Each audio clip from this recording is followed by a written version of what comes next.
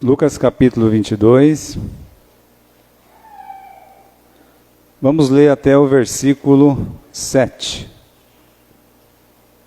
Capítulo 22,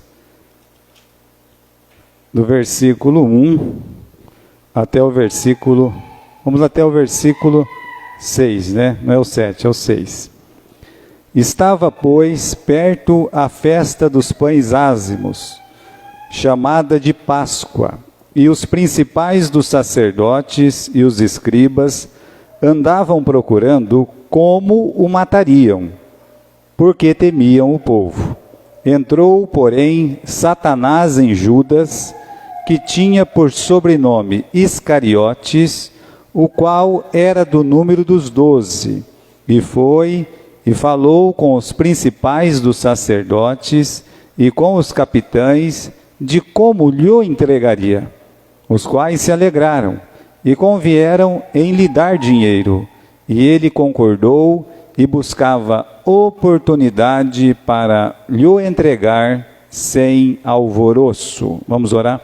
Senhor nosso Deus, graças te damos pelo momento da sua palavra, por esse momento, Senhor, que a sua igreja pode, em paz e em liberdade, se reunir diante da sua santa presença. Peço a Deus que fale pela boca do seu servo nesta manhã, e também ao coração de todo aquele, Senhor, que está ouvindo, daqueles irmãos que aqui estão presentes, e daqueles, ó Deus, que longe estão nos ouvindo através da internet. O Senhor possa, Senhor, levar essa palavra para mais pessoas. Em nome de Jesus. Amém. Muito bem, irmãos, nós terminamos o capítulo 21.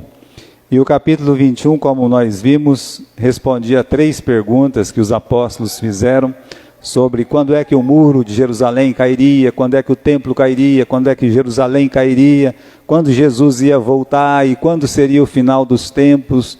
E nós gastamos um pouco, de alguns dos nossos estudos no capítulo 21, por ser de grande importância, mas também é um capítulo assim bem complicado, é um capítulo difícil, não é muito fácil. Como nós estamos aqui indo devagar, então foi possível falar alguma coisa. Agora nós entramos naquela fase crítica da vida de Jesus. Eu tenho lembrado os irmãos que desde o capítulo 9, no versículo 51, quando é dito que ele se dispôs a ir para Jerusalém, Jesus ele caminha desde o capítulo 9 até agora, agora nós estamos entrando naquele momento crítico, ele vai, meus irmãos, para o matadouro. Ele está indo para realmente ser sacrificado. Ele vai ser aquela ovelha que não abre a sua boca. Então ele está caminhando, dando passos em direção ao Calvário, passos em direção à cruz. Nesse intervalo muitas coisas aconteceram, pessoas foram curadas, pessoas foram ressuscitadas. Deus abençoou que muitos passaram a segui-lo e vieram com ele para Jerusalém. Foi aclamado, ao mesmo tempo que ele foi aclamado, ele foi injuriado. Agora nós temos aquela sabatina no capítulo que nós estudamos, no capítulo 20, aquela sabatina em cima de Jesus, pelos inimigos, pelos fariseus, pelos saduceus, pelos herodianos. E aí no capítulo 21, Jesus dá como uma luz, falando, olha, realmente vou morrer, mas tem muitas coisas que vão acontecer, que vai culminar na glória. Agora, irmãos, a partir do capítulo 22, e nós já estamos terminando o livro de Lucas, é só realmente momentos críticos. Você vai ver o que nós chamamos assim, a paixão de Cristo. Por quê? Porque agora ele começa o processo de traição, ele vai para o Getsêmani, do Getsêmani ele é traído, ele vai preso, e aí começa toda aquela sangrenta humilhação do nosso Salvador, que culmina, como eu disse, lá no Calvário, lá na cruz. Então daqui para frente é só sofrimento até chegar ao último capítulo, que é o capítulo da ressurreição. Amém? Então vamos começar aqui, no capítulo 22, no versículo 1, que diz que estava, pois, perto a festa dos pães ázimos, chamado de Páscoa. Bem, tem tradução que fala assim, olha, estava próxima a Páscoa. Começa assim a tradução que eu estava lendo lá em casa. Agora, a Páscoa, irmãos, era uma das grandes festas judaicas. Para nós que somos cristãos, ela representa muito mais do que representou para o povo judeu, com certeza. Tem um significado muito especial para nós, mas aquela festa já era uma grande festa para os judeus. Os judeus, eles comemoravam aquela festa há 1.600 anos, mais ou menos. Então, os judeus, estavam ali comemorando, exatamente, estavam comemorando há 1.400 anos aquela festa. Então não era uma festa qualquer, por isso ele menciona aqui, estava perto a festa dos judeus. Agora, quando tinha essa festa, assim como algumas outras na Bíblia, as famílias judaicas, as famílias que realmente tinham um temor do Senhor, elas saíam de qualquer canto, da Galileia, da Pérea, da Samaria, dos confins da Judeia. Eles saíam de todos os lados e eles iam para Jerusalém. Um historiador muito famoso diz que nesse período, quando Jesus estava presente neste mundo, acumulava-se mais de 1 milhão de pessoas naquela cidade. Irmãos, isso não é uma coisa difícil de imaginar e de pensar.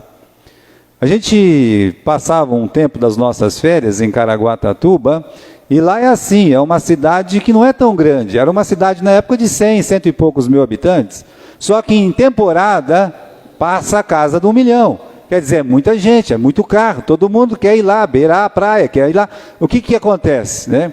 Então algumas cidades, elas enchem pela importância, então Jerusalém, quando chegava no período das festas, mais ainda nesse período da Páscoa, ela ficava lotada, havia um afluxo muito grande ali. Então para os judeus era uma festa importante, só que tem uma coisa, para os judeus ali era apenas mais uma Páscoa, mais uma entre tantas que eles já tinham realizado, né?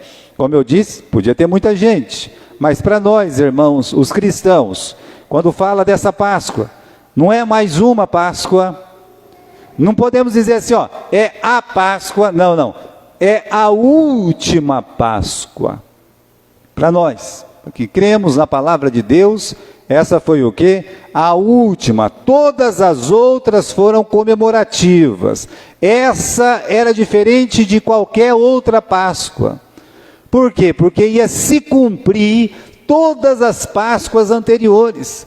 Toda aquela comemoração, tudo aquilo que representava, aquilo que aconteceu, a primeira Páscoa no Egito, do cordeiro ser morto, de pegar o sangue do cordeiro, colocar nas ombreiras das portas, aquele sangue, meus irmãos, ser visto por Deus, impedir que o anjo da morte adentrasse no lar e pegasse o primogênito. Então, aquele cordeiro, e de todos os cordeiros até antes da Páscoa, desde Abel, você tem o quê? Você tem o cumprimento aqui, nessa Páscoa, porque Jesus, o Cordeiro de Deus, ele seria entregue em favor de nós, para nos salvar. Então, para nós cristãos, fala, essa Páscoa foi maravilhosa para nós. Foi triste, foi assim, pela morte do Filho de Deus, mas se ele não morre, nós estaríamos perdidos. Então nós agradecemos a Deus por essa última Páscoa. E tem uma outra coisa, depois desta Páscoa, não há necessidade de ter outra Páscoa. Vamos dizer que as pessoas nós queremos matar um cordeiro, nós vamos comer o cordeiro junto com a família, nós vamos pegar aqui pães asmos, nós vamos fazer uma erva amarga, nós vamos comemorar a nossa Páscoa. Eu digo uma coisa para você, isso aí é como que desacreditar da palavra de Deus, porque você deve olhar para a cruz e dizer, está cumprido. Essas são algumas das palavras do Senhor Jesus na cruz, quando ele disse, está cumprido, está pago.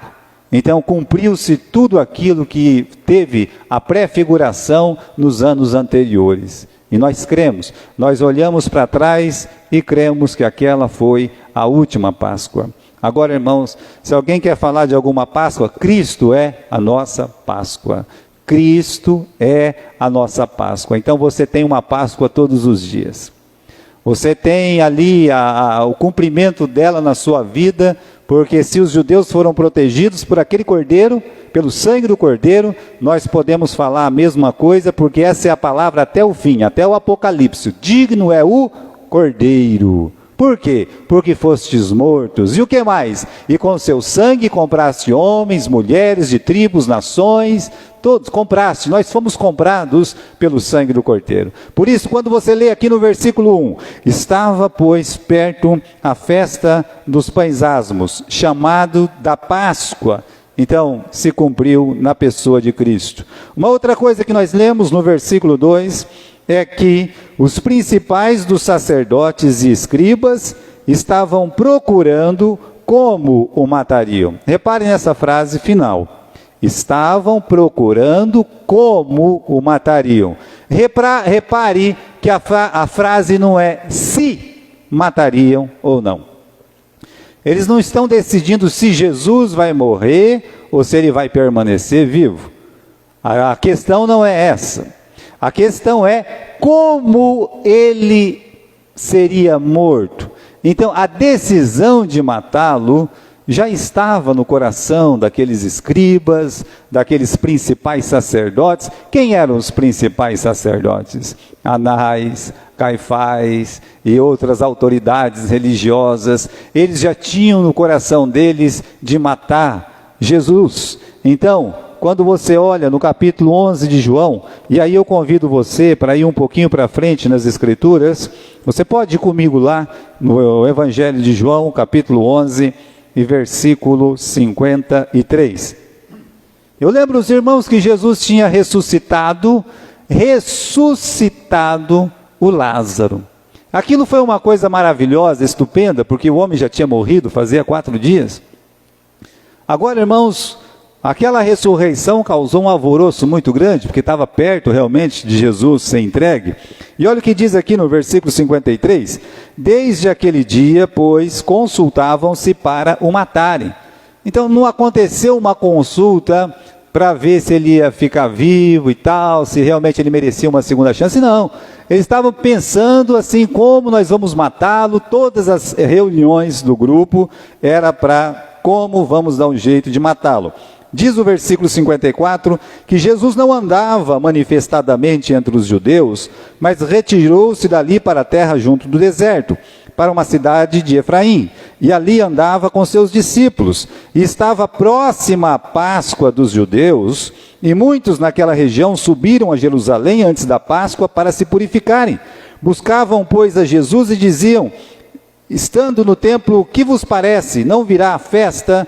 Ora, os principais dos sacerdotes e fariseus tinham dado ordem para que, se alguém soubesse onde ele estava, o denunciasse para o prenderem. Então você está vendo aqui o pano de fundo do que estava acontecendo. Nós temos no capítulo 22 de Lucas uma indicação do Espírito Santo que eles estavam se consultando para o matarem. Lá no livro de João, as coisas ficam mais claras. Irmãos, há um progresso nesse ódio religioso contra Jesus.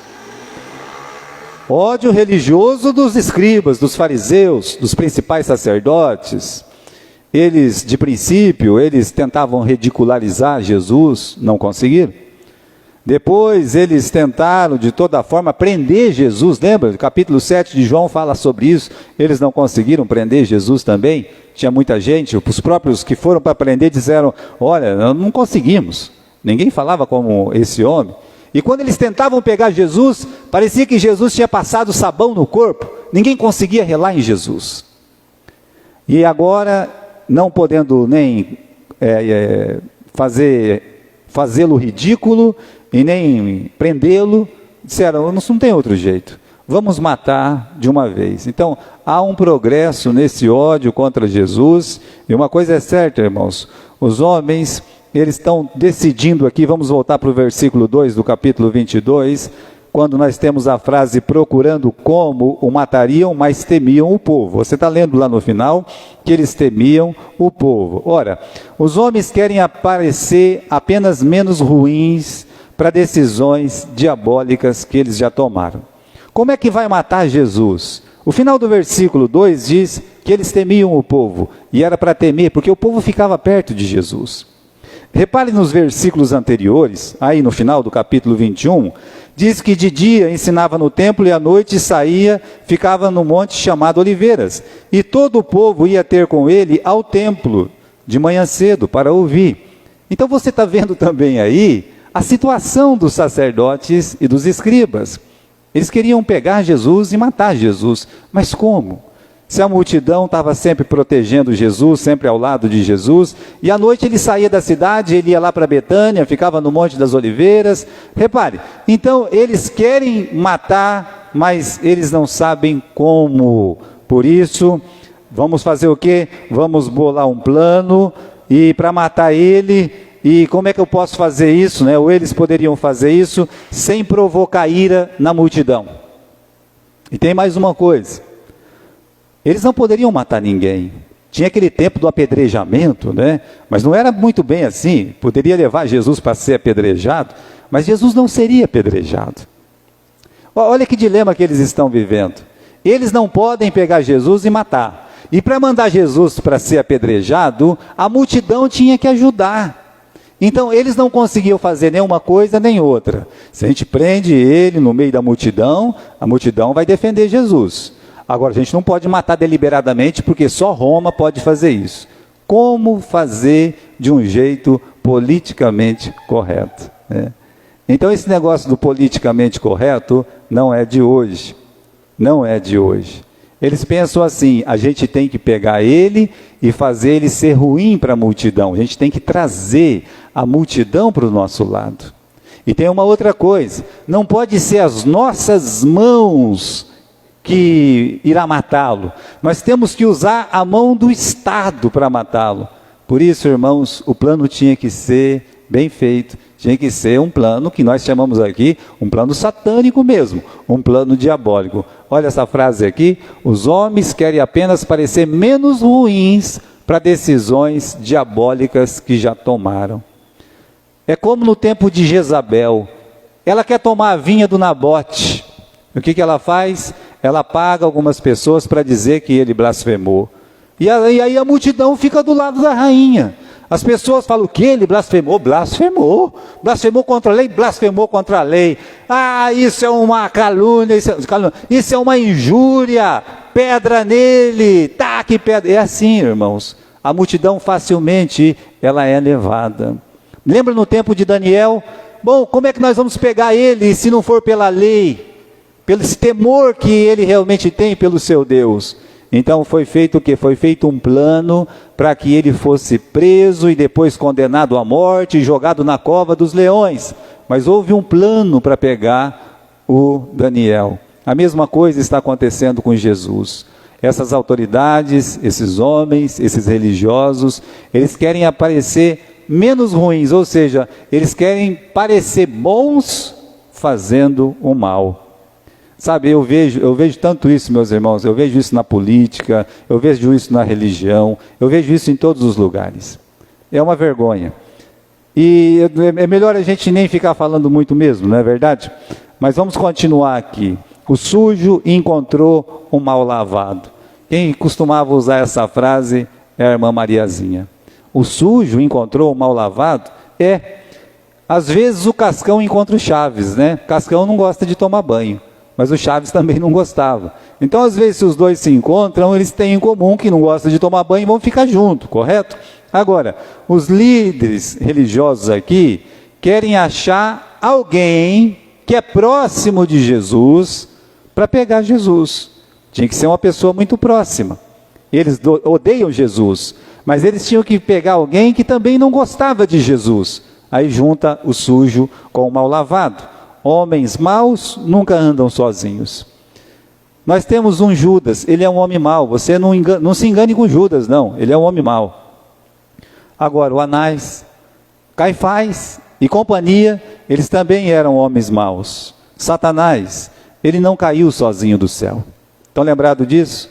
Ele saiu, ele se encheu de orgulho, ele quis ser como Deus. Ele poderia ter caído sozinho, mas as pessoas más, elas nunca andam sozinhas.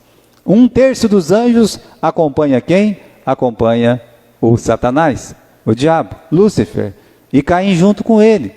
Agora, quando aquele Apolion sai lá dos infernos, no capítulo 16, né, do livro de Apocalipse, não me lembro se é capítulo 16 ou capítulo 9, agora tá esquisito na minha mente, mas quando ele sai daquelas trevas para atormentar as pessoas e ficar lá atormentando, a Bíblia diz que ele também não sai sozinho. Nem Satanás cai sozinho do céu, e nem esse demônio tão grande, ele sai do inferno sozinho, ele sai acompanhado sempre. Então homens como Anás e Caifás sempre vão encontrar Judas Iscariotes da vida. Eles se encontram, você não se preocupa, essas pessoas eles se encontram. Uma pessoa que ela tem assim um problema com a lei numa cidade, se ela fugir para outra cidade, ela vai justamente encontrar pessoas que têm problema com a lei naquela cidade. Eles conseguem se achar. O mal, ele não anda sozinho, irmãos. Então, traidores sempre se aliam com aqueles que querem destruir a obra de Deus. As coisas simplesmente vão ficando evidentes, muito evidente.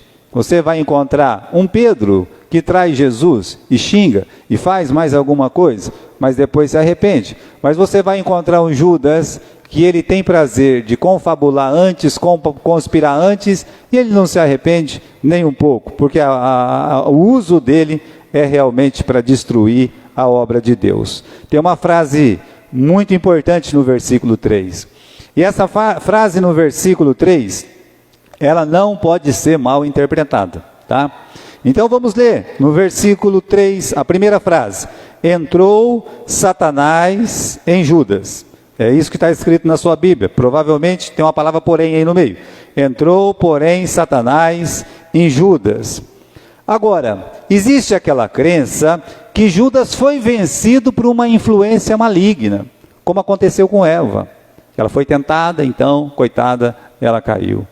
Ela foi vencida por uma influência da serpente. Então essa afirmação, meus irmãos, que entrou Satanás em Judas, destrói completamente a crença de que Judas foi vencido por uma influência maligna. Nunca pense isso. Judas não foi vencido por uma influência. Judas era filho do maligno. Nós temos alguns textos na Bíblia, por exemplo, esse que tem na tela aqui, tá? Você pode ler ali. Jesus disse naquela oração intercessória do capítulo 17 de João: enquanto eu estava com eles, protegi-os e os defendi em teu nome. O Jesus está falando com quem? Está falando com o Pai. E quando ele fala com o Pai, ele fala assim: meu Pai, enquanto eu estava com eles, quer dizer com os apóstolos, eu protegi, eu defendi cada um deles no teu nome. E nenhum deles se perdeu. Olha, Pedro não se perdeu, Tiago não se perdeu, André não se perdeu, João não se perdeu, Natanael não se perdeu, Filipe não se perdeu. Nenhum dos apóstolos se perderam. Ele está dizendo aqui nenhum é nenhum. Agora, tem uma vírgula. E aí a sua tradução, não sei se é igual a que nós temos na tela, escreve-se assim: exceto o filho da perdição. Então aqui, Jesus disse: quem está comigo não se perde, exceto o filho da perdição, para que se cumprisse a Escritura, dita lá no livro de Salmos. Irmãos, ele não foi vencido por uma influência maligna, ele era do maligno. Tem uma diferença grande. Jesus diz no outro versículo, aqui no capítulo João, capítulo 6, e versículo 70, ele diz assim: não vos escolhi eu os 12? Eu escolhi vocês, a dedo, né? Aquela noite que ele passou a noite toda orando e escolheu os 12. Aí ele acrescenta: todavia, um de vós é o quê? Um diabo. Um de vós é um diabo, um adversário, um oponente. Jesus sabia desde o princípio. Mas por que ele escolheu? Para que se cumprisse as Escrituras. A resposta é simples. Judas não caiu da graça. Ele não tinha fé em Jesus. Ele era um ladrão, ele era ganancioso, ele foi um traidor, ele foi sem amor pelas almas. E tudo isso, meus irmãos, poderia ter sido compensado se ele se arrepende e ele crê em Jesus. Ele poderia sim ser um ladrão, mas muitos ladrões se arrependeram. Poderia ser ganancioso, como foi nesse caso. Poderia ser um traidor. Bom, outros traidores que traíram, eles realmente tiveram um momento de arrependimento. Não tinha amor pelas almas, pois Paulo também não tinha amor pelas almas. E ele passou a se gastar e desgastar pelas almas depois de convertido. Agora, o que não pode é a pessoa não crer em Jesus. Então, Judas nunca creu que Jesus era o Cristo. Vamos para João. Nós precisamos ler lá, capítulo 6 e versículo 64.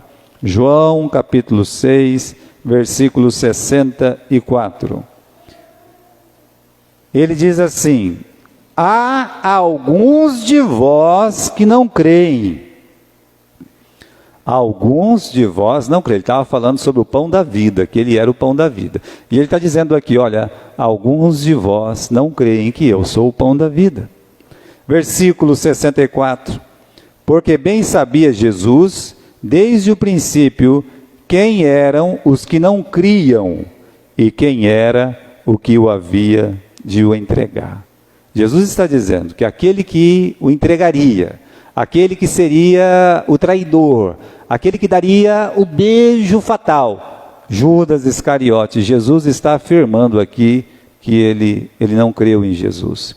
Ele andou 3 anos e meio com Jesus, foi escolhido a dedo com Jesus, ele fez milagres juntamente com os outros apóstolos, ele pregou o evangelho juntamente com os outros apóstolos, ele anunciou o caminho da salvação, ele participou de momentos maravilhosos do ministério de Jesus, mas ele não creu em Jesus. É possível as pessoas estar na igreja de Jesus, pregar a palavra de Jesus, orar para Jesus, fazer muitas coisas em nome de Jesus, mas continuar não crendo em Jesus. Você precisa crer em Jesus como o único e suficiente Salvador de suas vidas. Tem que ter aquele momento em que você, com a sua boca, você confessa que só Jesus Cristo é o Senhor. Você tem que desesperadamente correr para Jesus e dizer: Senhor, eu quero entregar a minha vida a Ti. Eu não quero ser só um participante, eu não quero só ser um figurante, eu não quero ser aquela pessoa que entra e sai. Não, eu quero entregar a minha vida, eu não quero morrer e ir para o inferno. Então você percebe aqui que Judas, ele fez muitas coisas, mas ele não teve fé em Jesus. Agora, para terminar, essa questão que entrou Satanás em Judas, Judas pertencia para o diabo. Ele não foi um instrumento do diabo, ele era do diabo. Há uma diferença. Só tem 2 personagens na Bíblia que são chamados filho da perdição. Só tem 2 personagens. O primeiro personagem é justamente ele, é Judas, o Iscariotes. O segundo personagem, quem que é? É o anticristo. Somente os 2 são chamados filho da perdição na Bíblia. Então, meus irmãos, ele não era um instrumento, ele pertencia a Satanás, ele pertencia ao diabo. E a verdade é que Satanás, ele se sente confortável em alguns corações. Ele entra no coração de Judas e ele se sente bem naquele coração. Judas o recebeu bem, Judas está aqui, né, se alegrando em fazer o mal. Ele tem prazer em fazer o mal. Então, Judas o recebe bem, deu bastante espaço para que Satanás realmente atuasse na sua vida. Aqui no versículo 4, agora, irmãos, diz que e ele se foi. Tá bom. Eu não sei se algum de nós aqui nesta manhã tem a tradução que diz assim: Judas seguiu o seu caminho. Nós temos alguma tradução que traz essa frase, Judas, no versículo 4, tá? Judas seguiu o seu caminho. Alguém tem aqui essa tradução? No começo do versículo 4, se tem, você pode levantar a mão. Ninguém tem? Mas olha aí, né? Quando diz aqui, e ele se foi, há uma tradução que traz assim: e Judas, ele seguiu o seu caminho. Ninguém aqui? Então tá bem. Olha, irmãos, ele tem o caminho dele. Tem o caminho. Qual é o caminho de Judas? É o caminho que se afasta de Jesus. É o caminho que se levanta na ceia e vai para junto daqueles que odeiam a Cristo. É aquele que procura pessoas que pensam como ele e juntos conspiram contra Cristo, que se vende, que trai Cristo com um beijo e por fim encontra como, assim, estado final, uma corda no pescoço, que ele se suicida. Esse é o caminho de Judas. O caminho daqueles, meus irmãos, que desprezam a graça do nosso Senhor Jesus Cristo. É a morte. Tem uma outra coisa aqui no capítulo 22. No capítulo 22 diz assim: entrou, porém, Satanás em Judas, que tinha por sobrenome Iscariotes, para diferenciar ele do outro Judas, né? O qual era do número dos 12. O Espírito Santo não coloca nada que não seja instrutivo, que realmente possa falar alguma coisa no nosso coração. Lucas explica que ele era do número dos 12, ou seja, ele foi contado com os 12. Podia andar com os outros, como eu disse, falar como os outros, curar como os outros, ele só não podia amar Jesus e confiar em Cristo. E às vezes, irmãos, como eu disse, uma pessoa é apenas um número na igreja. É o que o versículo 2, versículo 3, lá no final está dizendo, que ele foi contado, ou seja, ele era do número dos 12. Uma pessoa, muitas vezes, é apenas um número na igreja, por dois motivos. Primeiro motivo é que tem igrejas que querem que você seja um número. Você se torna uma estatística. Eu cito um exemplo. Vamos dizer que a nossa igreja aqui faz um propósito: olha, o ano que vem nós temos que batizar 50 pessoas. Esse é o nosso alvo, é 50. Enquanto não alcançar os 50 pessoas, não vai ficar em paz, tá entendendo? Tem que não quer saber se a pessoa é convertida ou não, se a pessoa fez profissão de fé ou não. Tem que molhar 50 pessoas, tem que dar banho em 50 pessoas. Aí o alvo, ele é alcançado. E quando aquelas igrejas falam: olha, aqui nós temos milhares de pessoas. Quem são essas milhares? Aí você descobre que há igrejas que realmente elas produzem números, ou seja, o membro, ele é uma estatística. Há um rodízio muito grande, então a pessoa se torna sim uma estatística lá dentro. Mas às vezes a culpa não é da igreja, às vezes é o próprio cristão. O próprio cristão que faz o quê? Né? Ele realmente deixa a desejar, pela apatia, pelo desinteresse. Ele não passa de um número no livro de ata.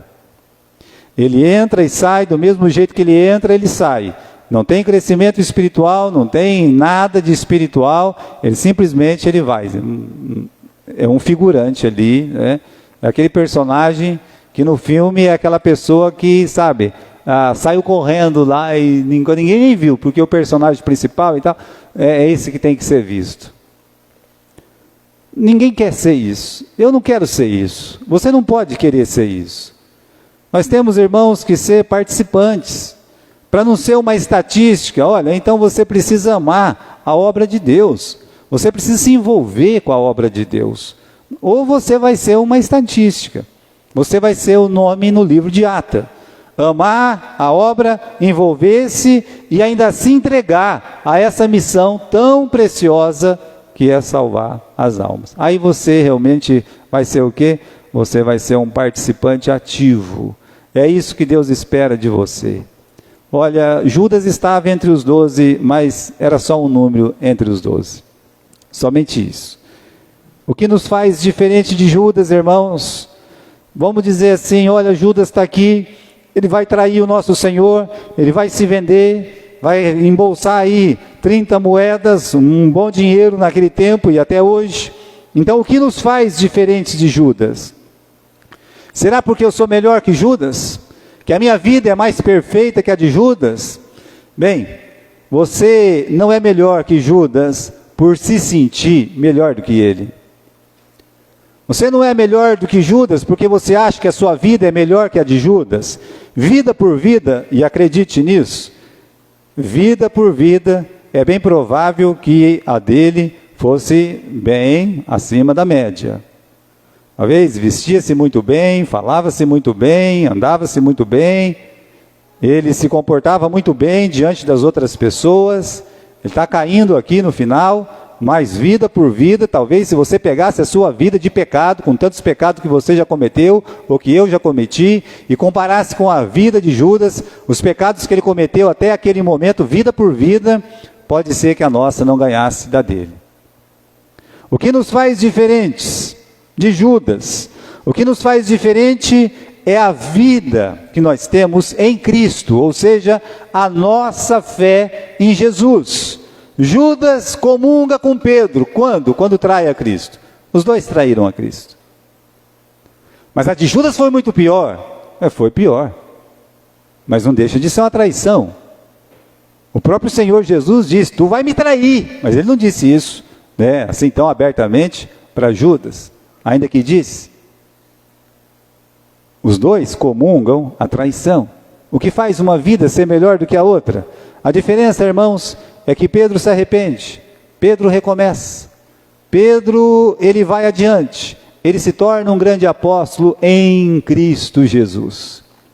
É isso. Agora, Judas, ele poderia se arrepender, mas ele não se arrependeu. Sentiu um remorso. Remorso não é arrependimento. Por quê? Porque ele não crê, ele não tem fé, por isso não pode se arrepender, ele não pode mudar. O que cabe a ele realmente é uma corda no pescoço. Diz no livro de 2 Coríntios, capítulo 13 e versículo 5. E muito importante para nós hoje, ler esse versículo, está aqui na tela, você pode acompanhar comigo. Examinai-vos a vós mesmos, se permaneceis na fé. Você permanece em quê? Na igreja? Você permanece na fé. Quando nós permanecemos na fé, permanecer na igreja é uma consequência. Ou não sabeis quanto a vós mesmo que Jesus Cristo está em vós? É uma coisa que você deve saber. Não é o seu vizinho que tem que saber. Ele pode até desconfiar, com o tempo ele vai testemunhar. Mas aqui Paulo está dizendo para os coríntios, ou não sabeis quanto a vós mesmo que Cristo, Ele está em vós. Você sabe disso? Você tem certeza disso? Você sabe que Cristo está em você? Então Paulo está dizendo assim, examinai a vós mesmos. Jesus está em mim, minha vida pertence para Jesus. A de Judas não. Então, quem quer fazer o mal a alguém, sempre achará um meio de fazer esse mal. Como eu disse, os amigos lá, que não eram amigos, de Daniel, aqueles que realmente tinham inveja de Daniel, eles queriam fazer o mal, acharam um meio de fazer. Olha, ele ora 3 vezes por dia. Lá isso é motivo de alguém ser lançado na cova dos leões? Não, de jeito nenhum. Mas se tiver uma lei que favorece, é só mudar a lei. É só mudar a lei. Como os homens acham meio, meus irmãos, para prejudicar e fazer o mal? Eles têm de tudo. Não tem jeito. Não faz muito tempo eu recebi uma multa no carro. E eu já tinha recebido uma multa de moto. Bom, para vocês terem uma ideia, eu peguei a minha moto, eu atravessei a minha moto no meio de 2 carros. Uma coisa que eu não podia fazer.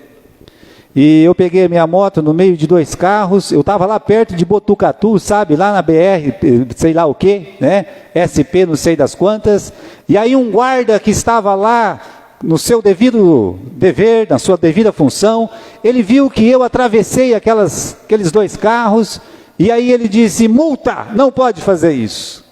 E depois de 30 dias, essa multa chegou na minha casa. Bem, eu lembro os irmãos, que enquanto motoqueiro aqui na cidade de Marília, o lugar mais longe que eu fui foi em Pompeia uma vez e 2 vezes para Garça. Agora, quando eu era solteiro, eu andava de moto, saía de Galha, ia lá para Cornélio, coisa e tal, mas enquanto morador, já casado, sem querer me arriscar nessas pistas, eu nunca saí mais longe do que 30 quilômetros. Mas alguém me viu em Botucatu, Botucatu, Botucatu. É o fim da picada. Bem, eu fiz uma reclamação, eu fui lá, eu reclamei, é claro, olha, né?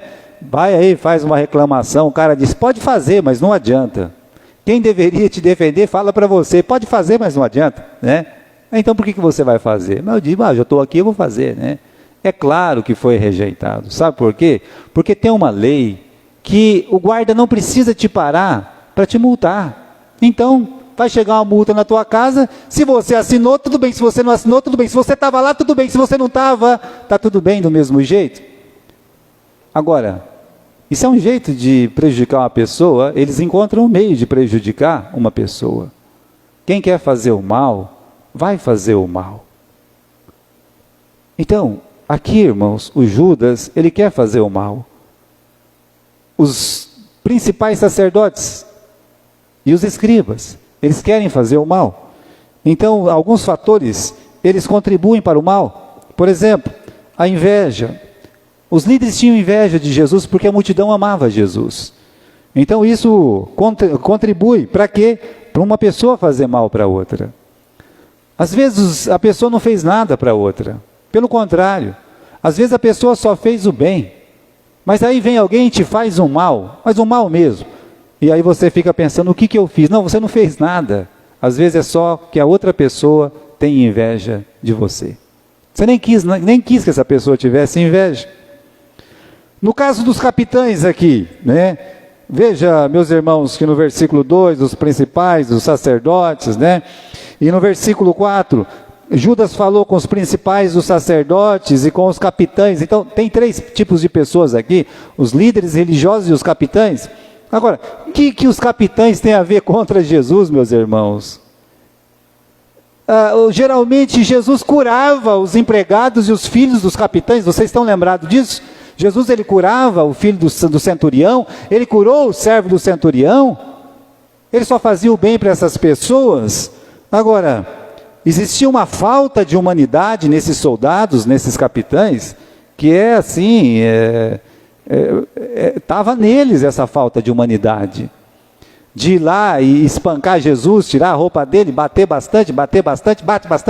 Para que bater tanto assim? Para que judiar tanto assim?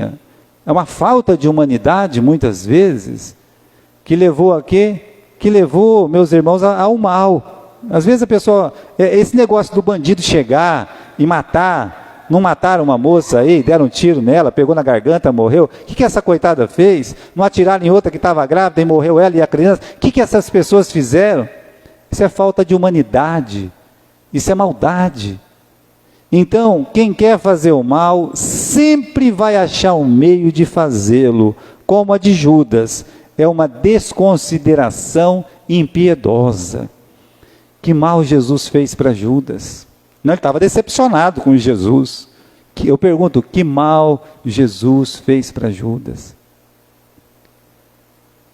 Quem quer fazer o mal a alguém, sempre vai achar o meio de fazê-los. Qual que é a pauta do conselho? Está aí no versículo 2, como vamos matá-lo?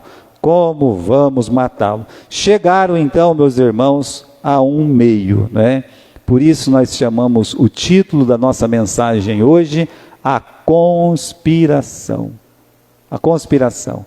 Aqui são pessoas que se juntam para fazer mal a Jesus Cristo. Aqui nós temos sacerdotes, nós temos escribas, nós temos capitães, nós temos o traidor que é Judas. Há uma conspiração do mal. Deixa eu dizer, nunca participe de uma conspiração contra outra pessoa. Facilmente você pode entrar numa conspiração. E não é que você entra, talvez você é parte integrante e produtiva lá dentro daquela conspiração, mas você não faça isso. Nunca faça isso. Se você tiver um problema com uma pessoa, seja um irmão da igreja, seja uma pessoa da sua família, seja o seu pastor, seja um membro da igreja, vá tratar diretamente com essa pessoa, se livre da conspiração. Porque se você ouvir alguém dizer alguma coisa, você pode falar assim, espera aí, vamos ligar para a pessoa agora. Fulano, vem cá, você pode vir? Posso. Aí tá aí, tem a outra parte, vem cá, vamos sentar, vamos ver qual é a verdade aqui. As pessoas não fazem isso. As pessoas conspiram muitas vezes. E aqui está, A pauta é como. Aí os conspiradores encontram um jeito. Seria como? Traiçoeiramente. Versículo 5 diz: os quais se alegraram, convieram em dar dinheiro, e concordou e buscava oportunidade para lhe entregar sem alvoroço. Eles chegaram num finalmente. Judas procurou quem não gostava de Jesus. Não é interessante isso? Judas procura quem ele sabia que já odiava Jesus. Isso faz parte da conspiração. E aí eles começam a conversar. Como é que nós vamos pegar? Pega ele amanhã cedo. Não, mas amanhã cedo tem muita gente perto. Então pega ele amanhã à tarde. Quando ele sai da cidade, sai aquele monte de gente junto com ele. Então como é que nós vamos pegar? Não dá para pegar. Olha, eu sei onde ele costuma orar. Final do capítulo 21. Dá uma olhadinha. Versículo 37. De dia ensinava e à noite, saindo, ficava num monte chamado o quê? Oliveira. Eu sei onde ele fica todas as noites. É? E fica muita gente lá? Não fica não. Ele costuma ir sozinho, viu? Naquele dia ele levou 3, mas ele costuma ir e ficar sozinho. Vocês vão pegar, não vai ter ninguém perto. É assim? Mas sabe, irmãos, eles já têm um plano. Mas eu quero que você repare no versículo 5, que diz assim: os quais se alegraram e convieram em lhe dar o dinheiro. Vamos abrir a Bíblia, meus irmãos, no livro de Mateus, capítulo 26 e versículo 4, para entender que não podia ser publicamente. Versículo 26, versículo 4. Consultaram mutuamente para o prenderem com artimanhas, ou dolo, tá? E o matarem. E diziam: não durante a festa, para que não haja alvoroço entre o povo. Então, isso foi uma artimanha. Eles realmente, a palavra artimanha aparece aqui no livro de Lucas, capítulo 22, no versículo 53, né? Dá uma olhadinha aí, 22, 53. E tenho estado todos os dias convosco no templo, e não estendeste as mãos contra mim, mas esta é a vossa hora e o poder das trevas. Então vamos por parte. Como o pegariam? Seria traiçoeiramente, em uma hora e um lugar sem alvoroço. Parte do plano. Não podia ser publicamente, mas às ocultas. Já falamos. Jesus condena essa ação sorrateira. Jesus lembra isso quando ele está sendo preso. Ele fala: vem cá, todo dia eu estava com vocês. Vocês vieram me pegar de noite aqui às escondidas. Que vergonha. Isso foi condenado por Jesus. Assim, meus irmãos, são os invejosos, os traidores, sempre astutos, trabalhando na surdina, as ocultas. Então é como a serpente, espera a Eva estar longe do Adão. Para quê? Para ficar mais fácil, né? Então a pessoa que está conspirando espera você estar sozinho, espera você, né? Pode chegar e falar alguma coisa, para quê? Para destruir realmente a sua vida espiritual, destruir a sua fé. O preço e a alegria dos conspiradores. O preço e a alegria. Bom, Satanás, ele testa o valor de cada homem. Cada um. No capítulo 26 de Mateus, tem uma frase muito interessante para nós ali. 26, 14. Quando Judas vai entregá-lo. Veja o que está escrito aqui. Então um dos 12, chamado Judas Iscariote, foi ter com os príncipes dos sacerdotes. Isso eu já li lá em Lucas, pastor. Acabamos de ler. Você leu. Agora você não leu isso aqui. Você não leu essa frase que o Judas está falando, que é assim: e disse: o que vocês vão me dar se eu vos entregá-lo? Está vendo? Essa frase não está lá, mas está aqui. O que eu vou ganhar se eu entregar ele para vocês? O preço. Então pesaram 30 moedas de prata. Será que eles não testaram? Quer 5 moedas? 10? Não. 15? 20? Também não. 25 não fala mais disso? Não. 30? Aceito. Por 30 eu aceito. Satanás, ele dá o que o homem está querendo. Judas custou 30 moedas de prata. Cada irmão de José custou apenas 2 moedas de prata. Esaú, 1 prato de sopa. Satanás vai nos testando. Testa o valor. Ele testou o valor de Jesus no início do ministério. Estão lembrados? Ó, dou o mundo inteiro para você. Bom, 30 moedas foi o suficiente para Judas. 2 para os irmãos de José, 1 sopa para Jacó. E para nós, meus irmãos, às vezes não é nem 1 sopa, não é nem 30 moedas. São coisas pífias. Momentos pífios que nos destrói completamente. Então, Satanás, ele testa o valor de cada homem. E aí, veja só, o acordo beneficiou a todos. Todos estão felizes, porque se a gente volta lá, no livro de Lucas, no capítulo 22, diz que todo mundo está contente. Olha o versículo 5, os quais se alegraram e convieram em lhe dar dinheiro. Todo mundo está feliz, há uma alegria aqui. Judas recebeu o dinheiro que queria, porque era ganancioso. Os religiosos recebem Jesus, porque eles odeiam Jesus. Está todo mundo contente. Quando nós nos vendemos, naquele momento, nós ficamos contentes. Agora, meus irmãos, veja, homens maus ficam felizes pelo pecado e depois acaba-se a alegria.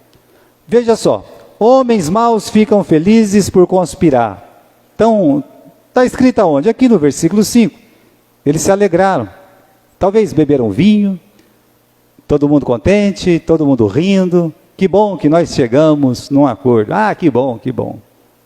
Quando sai um bom acordo, a gente fica contente. Não é assim que acontece? A gente fica feliz. Quando eu fui com o Clodoaldo, para a gente comprar aquele barracão lá, não sei se o irmão Clodoaldo lembra, né? O rapaz ficou todo feliz, a gente estava feliz também. Eu estava feliz porque estava comprando um barracão sem dinheiro, né? E ele feliz porque ele estava vendendo um barracão. Então, há um acordo, todo mundo está contente. Aqui, eles estão contentes por matar o Filho de Deus. O Amã, lembra do Amã? A alegria do Amã. Lá junto com a família, com seus filhos, com os amigos, com os vizinhos. Eu estou feliz. Por que você está feliz? Eu estou feliz porque ninguém ama, o rei não ama tanto uma pessoa quanto a mim. E ninguém foi convidado para a festa da rainha senão eu. Eu estou feliz, eu estou muito feliz. Mas não tanto. Tinha uma coisa que não deixava ele feliz. Mas olha, eu só não estou completamente feliz, 100% feliz, porque o Mardoqueu está vivo e eu tenho que matar o Mardoqueu. Então, a alegria dos conspiradores é destruir completamente as pessoas das quais eles conspiram. Olha, no caso do Amã, não teve sucesso. No caso de Cristo, teve razoavelmente um sucesso. Jesus foi preso. Só que depois Jesus, no 3º dia, depois de morto, ressuscitou. Pronto. Então, meus irmãos, a alegria deles dura pouco. O livro de Salmos fala sobre isso, que é efêmera, né? É de pouca duração. Para acabar, eu queria dar 3 advertências para os irmãos, tá? A primeira advertência, meus irmãos, é cuidado. Cuidado com o perigo da religião. Como assim? Todos os conspiradores eram o quê? Religiosos. Todos. Judas, os principais dos sacerdotes, os escribas, todos eles eram o quê? Religiosos. Cristianismo não é uma religião, é um relacionamento com o próprio Deus, com Cristo. Relacionamento e compromisso com a pessoa que é Jesus. Então não é uma religião. A maior religião que existe é cristianismo, é um engano. é um engano. Cristianismo é uma pessoa, é quando você entrega a sua vida para Jesus. Então, cuidado com o perigo da religião. Os fariseus eram ultras religiosos. Ultra. Mas cuidado. Cuidado com Satanás. Essa é a segunda advertência. Ele não pode entrar deliberadamente em nós. Há uma promessa que o mal não vai nos tocar. Que aquele que está na mão de Cristo, o diabo não pode arrebatar da sua mão. É verdade. Mas também está escrito na palavra de Deus que nós podemos fazer o quê? Dar lugar ao diabo. Então ele não pode vir invadir o seu coração, invadir o meu coração, ele não pode. Mas ele pode fazer o quê? Ele pode encontrar um lugar que você cedeu para ele. Você pode abrir uma garagem para ele. Você pode abrir a porta da sala para ele. Você pode abrir a porta do quarto para ele. Você pode abrir, meus irmãos, o seu coração para ele. Então ele pode entrar quando você dá um lugar. Assim como Caim, que escolheu o caminho mau, os cristãos também podem ser usados pelo diabo para fazer escolhas ruins em sua vida. Assim como Caim, Deus disse para Caim: Caim, o pecado está agachado lá na porta da sua casa. Ele não se incomodou. Ele não tem problema nenhum, não. Né? Ele não se sentiu avisado, advertido. O pecado sempre está agachado na nossa porta. Lembra-se, meus irmãos, Provérbios capítulo 11 e versículo 27. O mal vem àquele que o busca. Então, cuidado com o diabo. Cuidado com o perigo da religião, cuidado com Satanás, com o diabo. Não deis lugar ao diabo. Resisti ao diabo e ele fugirá de vós. É a segunda advertência. A terceira advertência: cuidado com o perigo do dinheiro. Por que eu estou dizendo isso? Porque uma das motivações, isso fica claro no livro de Lucas, Mateus, Marcos e até João, um dos problemas que deixa bem claro a traição da parte de Judas é que ele era ganancioso, ele era amante do dinheiro. Ele já era tesoureiro lá e estava roubando, lembra? E aí então, o que ele faz? Agora ele aumenta os bens dele, e aquelas moedas de prata, meus irmãos, era um bom dinheiro, era talvez uns 15, eram uns 20 mil reais, se fosse contado no dinheiro de hoje, então não era pouca coisa. E aí cuidado, eu só quero terminar lendo o livro de 1 Timóteo, capítulo 6, versículo 9 e versículo 10. 1 Timóteo, capítulo 6, versículo 9 e 10. Os que querem ser ricos, você quer ser rico? Você pode ser rico sem querer, mas os que querem ser ricos caem na tentação e em laço, e em muitas concupiscências loucas e nocivas, que submerge os homens na perdição e ruína. Aí você vai ver muitas pessoas falando assim: não, eu preciso de mais tempo para servir a Deus. São aquelas que não vão ter tempo para servir a Deus. Elas não vão conseguir. Por quê? Porque elas já estão dizendo que elas já servem o tempo. Porque o tempo é o quê? É dinheiro para elas. Então, já está dizendo que, na verdade, elas querem mais dinheiro, mais tempo para ganhar dinheiro. Versículo 10. O amor ao dinheiro é a raiz de toda espécie de males. O dinheiro, irmãos, ele é bom. É bom. Você tem que ter dinheiro para ir no mercado. Você tem que ter dinheiro para pagar sua água, sua luz. Você tem que ter dinheiro para que você possa ajudar, contribuir na obra de Deus, que é uma coisa boa. Não é? Missões são feitas com dinheiro. Paulo disse que ele arrecadava dinheiro das igrejas para levar para os irmãos pobres lá em Jerusalém, para aquela obra que estava prestes a ruir completamente. Então, o dinheiro em si, ele não é ruim quando ele é bem usado. Agora, está dizendo aqui que o amor por ele é a raiz de toda espécie de males.